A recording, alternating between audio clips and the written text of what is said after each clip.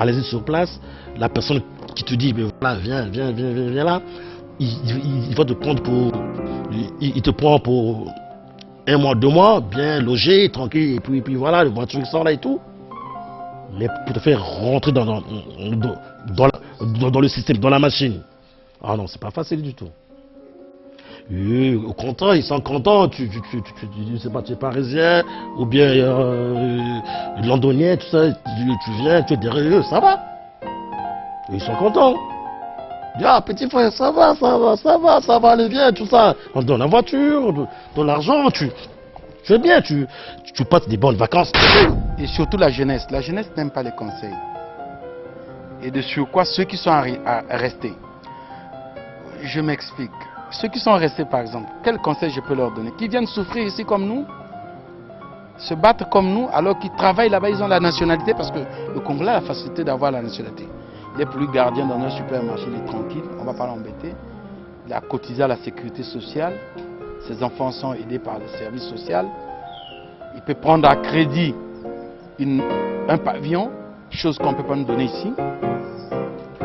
Par contre, ce que je peux leur dire, le Congo c'est notre pays. Chacun peut jouer sa chance. Nous, on est arrivés, on n'a pas trouvé les parapluies. Les parents qui peuvent nous recevoir pour nous emmener vers le haut sommet. Mais nous nous battons seuls. Sengola, c'est Lolo Solios, Sengola, Bipanga. Ça, c'est le frère. Ça dit quand je dis c'est un frère du sang. Il y a Jacques Moulin-Limpio, il y a Soul Cacharel. Il y a Bruno Wamba, Jean-Marc Kaloni, ce sont des frères de sang. Lolo Senghor, c'est un grand monsieur. Bon, sincèrement, c'est un grand monsieur. Il a eu le toupet de rentrer au bled, faire quelque chose. Il se bat toujours. C'est un grand battant. Ça, vraiment, je le félicite sincèrement, c'est un grand battant. Il fait ce qu'il peut, mais Dieu seul le sait. C'est vous et nous. On a fait qu'on ait de la place en France. Ici, on doit aussi se battre pour se faire aussi une place au Congo. C'est grave, lui, il ne mâche pas ses mots. Il te dit en face comme ça que monsieur, c'est pas ça.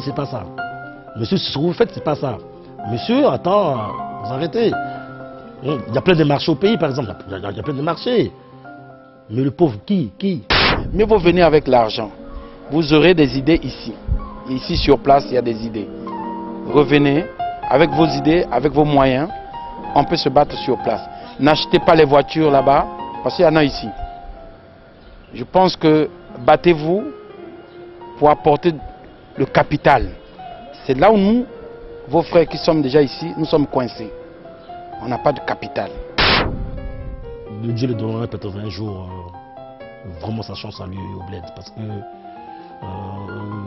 c'est un monsieur qui mérite quand même d'être honoré un jour. Je crois que beaucoup de Congolais ici croient aux micro-entreprises. Mais ce qui se passe, c'est d'abord le cadre. Tu vois? Le cadre dans lequel ils vont établir ces micro-entreprises. Est-ce que ce cadre est propice à eux? Est-ce que ça existe? Est-ce que ce cadre, est-ce que le milieu va les accepter?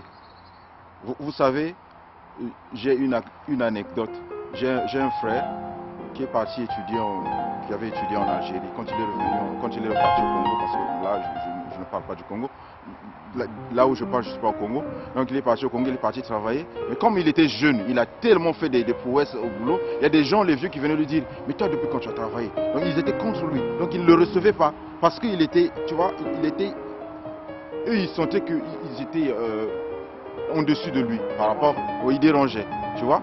Donc le cadre, d'abord le cadre de la loi qui doit emmener ces jeunes à faire les choses. Le cadre financier. Il n'y a pas de banque chez nous. Il n'y a pas de banque. Donc si bien que quand je viens, j'ai de l'argent, je vais investir au pays. Je n'habite pas là-bas. J'ai beaucoup de choses à faire ici. Je vais créer une entreprise, mais je dois chercher des partenaires. Et ces partenaires, quand ils vont travailler avec moi, mais comment je vais les contrôler? Il n'y a pas de contrôle parce qu'il n'y a pas de banque. Il y a des banques qui sont là-bas, mais ces banques-là ne sont pas évoluées de façon sur l'information. je peux pas recevoir l'information sur quelqu'un qui est en train de gérer mes affaires au pays. Si je lui dis par exemple combien tu as versé dans le compte, comment les choses marchent, il n'a qu'à m'envoyer des documents internet et tout, je le fais. Et à la banque, je fais l'internet banking comme on le fait ici. Mais l'internet banking, ça veut dire que je fais les transactions bancaires sur internet.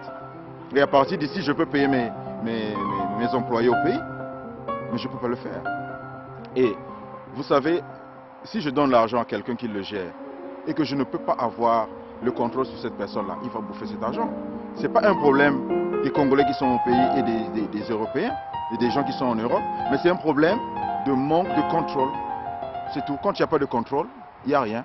Quand il n'y a pas de garde-fou, on vous bouffe tout votre argent que vous avez investi là-bas. C'est pourquoi que les gens qui sont ici, ils veulent bien investir au pays, mais il n'y a pas de cadre. Il n'y a rien, il n'y a pas de banque, la loi ne dit rien. Quand vous amenez vos matériels, il y a d'abord la douane qui vous embête, il y a le fisc, et le fisc n'arrive même pas à établir exactement combien vous devrez payer au fisc. Et puis, il ne voit même pas l'évolution de votre compte, comment vous évoluez, vos affaires, comment ils évoluent. Et puis après, qu'est-ce qu'ils font? Ils font rien. Vous voyez? Donc ils ne peuvent pas investir.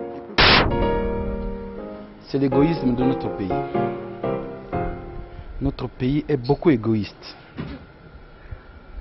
Je suis le représentant personnel de Papa Wemba au Congo. Je pèse bien mes mots. Mais comme notre pays ne donne pas la chance aux gens, les gens me sortent pour aller chercher Papa Wemba. Regardez même quand on parle du FESPAM. On prend les gens qui ne connaissent même pas la musique, on leur met à la direction du FESPAM. Les gens qui n'ont même pas de carnet d'adresse. Mais avec Papa Wemba, j'ai un carnet d'adresse assez lourd. Je peux facilement contacter Youssou par Papa Wemba, Lokwa Kanza par exemple. Le Papa m'a donné beaucoup de chance. Mais c'est mon pays qui ne me donne pas la chance que Papa m'a donné pour que je sois à la une des plus grands mécènes de Brazzaville. Des plus grands producteurs des soirées. Je suis événementiel. Si je suis devenu événementiel, c'est grâce à Papa Wemba. Lui m'a donné cette chance. C'est mon pays. Les promoteurs ne sont pas là. Ils se sont accaparés. Quand tu arrives dans les sociétés ici, je ne vais pas citer les noms, excusez-moi, tu leur parles d'un événement, ils sont égoïstes. Il faut passer avec l'enfant d'un tel, il faut passer. Bon, maintenant aujourd'hui, c'est des enfants d'un tel qui sont devenus des organisateurs de concerts. Bon, qu'est-ce que nous on va faire? Ils m'ont ravi Papa Wemba, ils sont en train de voler, mais là ils n'arrivent même pas à organiser un concert, un événement pour ses 60 ans au Congo. Il n'y a personne. Sincèrement, moi je les encourage parce qu'ils ont eu le toupet de rentrer, quoi. Sincèrement, ils ont eu le toupet de rentrer. Pour Souri Cacharel, au fait, lui, la France, ça ne l'intéressait pas tellement. Parce que Souri, c'est rare quand il était en France, c'est rare qu'il passe une année ou 2 ans en France. Lui, c'était... l'hiver, vraiment, sincèrement, si écoute, l'hiver, lui, il court directement à Brazza. Ah, lui, il court directement à Brazza, lui. Hein. Et lui, c'était pas 1 an ou 2 ans en France, non. Tu vois? Bon, Jacques, c'est pareil. Jacques, Dimitri. Au fait, moi, je l'appelle Dimitri. Moi, j'accuse la France.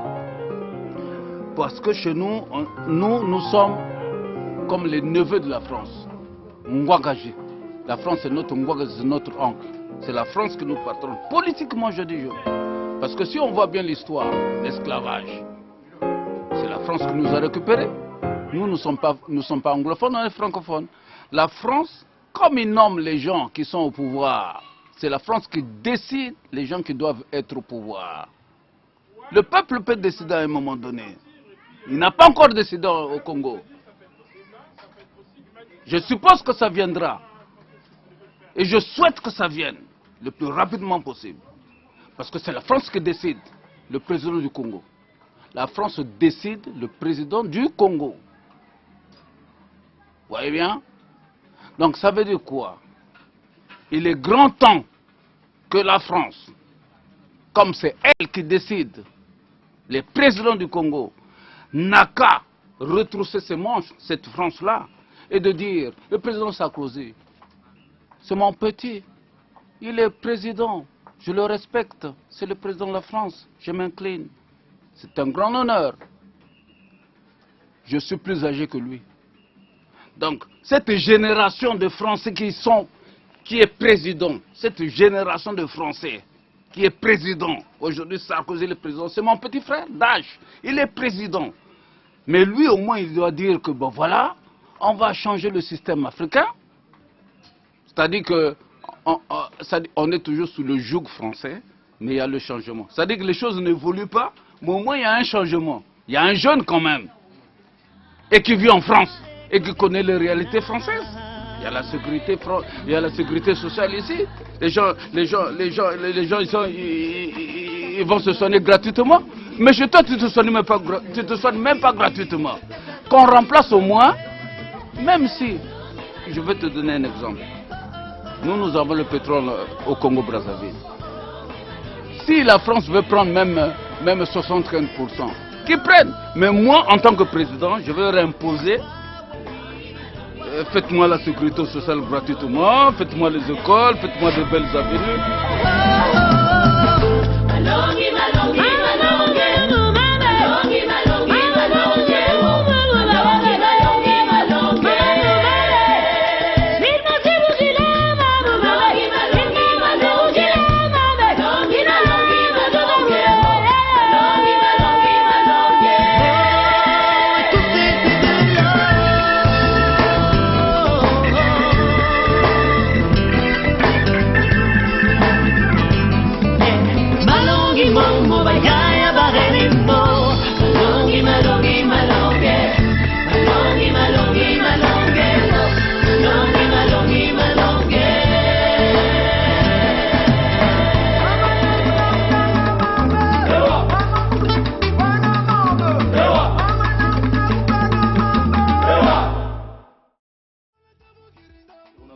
Comme vous le constatez, c'est la qualité du produit qui est très bien fini. Nous vendons de la qualité, non la quantité, parce que nous la quantité c'est pas important pour, mais c'est la qualité du produit. C'est-à-dire un costume cintré, one bouton et déboutonné soit de côté, avec des pattes de serrage à des prix exceptionnels. Et c'est du jamais vu sur Paris.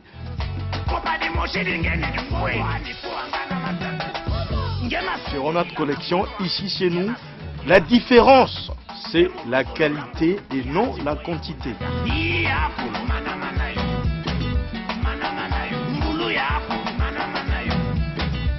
Et aux mélomanes, éventuellement, qui nous regardent, de constater la différence de nos produits.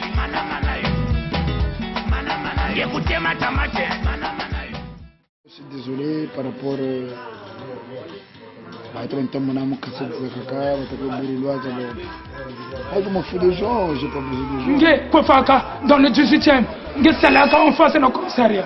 Banne respect. C'est des petits, c'est des bandaïs. Hein? Banne respect, Nge même. Un grand monsieur,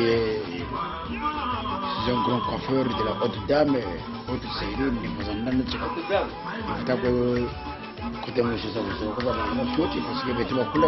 donc, Kofago, c'est ma tondeuse. Kofaga dans le 18e. Hein? Yogele Urlus Mukofa. Hein? Yogele Gisele Mukofa.